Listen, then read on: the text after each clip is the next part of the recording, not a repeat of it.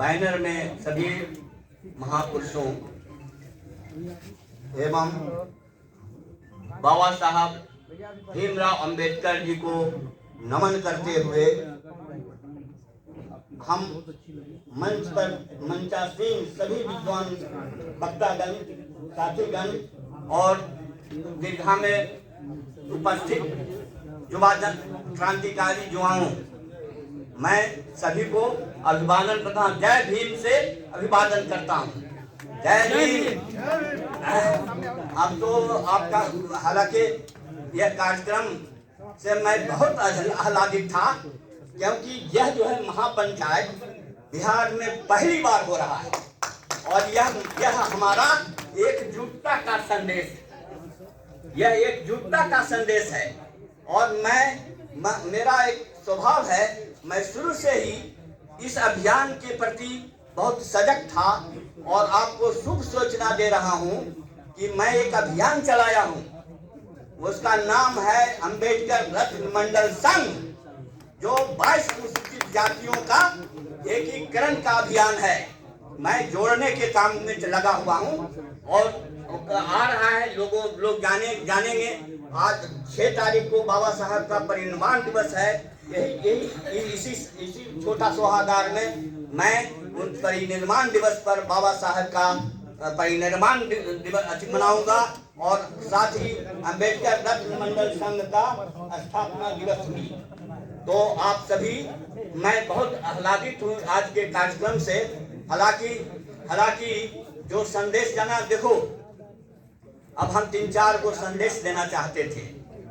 देखो, बाबा साहब ने एक मुट्ठी की बात की, लेकिन 76, 77, 78 साल के लगभग के बाद हमारा मुट्ठी खुला हुआ है, हम बिखरे हुए हैं। ये सोचने की बात है, हमको सोचना होगा कि वो जब तक हमारा एक मुट्ठी नहीं बनेगा तब तक हमारा हक और अधिकार नहीं बचेगा। और संविधान खतरे की बात करते हैं, संविधान खतरा नहीं। संविधान को तो खतरा होगा तो हम खतरे में हैं, हम तमाम लोग खतरे में हैं। इसको स्मरण करिए, इसको मनन करिए और इसको हम लोग इस चीज को, संविधान को संरक्षित करने के लिए हम अपनी एकता को प्रदर्शित करें, चिंतन मनन करें और जिस तरह से 2 अप्रैल को एकजुटता का संदेश गया था, उसी तरह से एकजुटता का संदेश दें, यही आप लोगों से निवेदन है। दूसरी बात है, देखिए आप लोग युवा लोग थोड़ा सा, क्योंकि बाबा साहब के वो जो कुछ मिला उसके चलते आप सफर नहीं किए हो, लेकिन मैं गवाह हूँ, मैं बताता हूँ कि हमारा जो है अनुसूचित जाति परिवार, दलित परिवार समस्याओं में जन्म लिया, समस्याओं में को झेला, समस्याओं को जीवन में आगे किया और समस्या से ही हमको, इसलिए संघर्ष, बाबा साहब ने बहुत सुंदर संदेश दिया, संघर्ष करो। यह हमारा जीवन संघर्ष है और संघर्ष को हम जारी रखेंगे, यही हमारा संकल्प का दिवस है। हम संघर्ष को जारी रखेंगे। दूसरी बात कहा, बाबा साहब ने बहुत अच्छी बात कही थी। हम लोग जो है पढ़ लिख करके अब एक कम से कम अर्जित करने वाले सदस्य हो गए, तो बाबा साहब ने संदेश दिया था कि पे बैक टू दी सोसाइटी का संदेश दिया था कि भाई तुम जो है जब अर्न करोगे तो थोड़ा सा उस भाई बंधु के लिए भी कुछ कंट्रीब्यूट करना, कुछ रखना, ताकि उसको भी काम आए।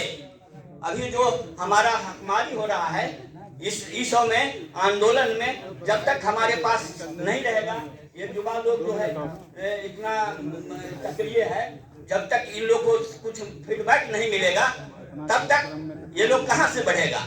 इसलिए पे बैक टू दी सोसाइटी का संदेश को आप उन लोगों से मेरा आग्रह है, युवाओं से नहीं।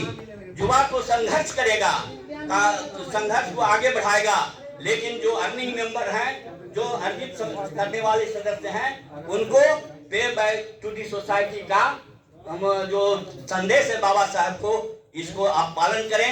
बहुत समय हो गया है, हम ज्यादा कहने के लिए तो बहुत था, लेकिन खैर छोड़िए। तो इन अध्यक्ष महोदय का अथी होगा, और इन्हीं सब चंद शब्दों के साथ मैं पुनः आप लोगों को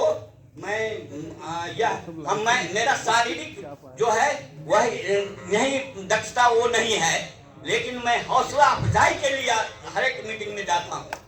यही मेरा है कि आप लोग दुआ दो, आप लोगों का हौसला बुलंद रहे, इसी के लिए मैं इस मंच को शेयर करता हूँ। बस इसी सब संदेश के साथ मैं सभी को जय भीम के साथ नमन करता हूँ, अभिनंदन करता हूँ।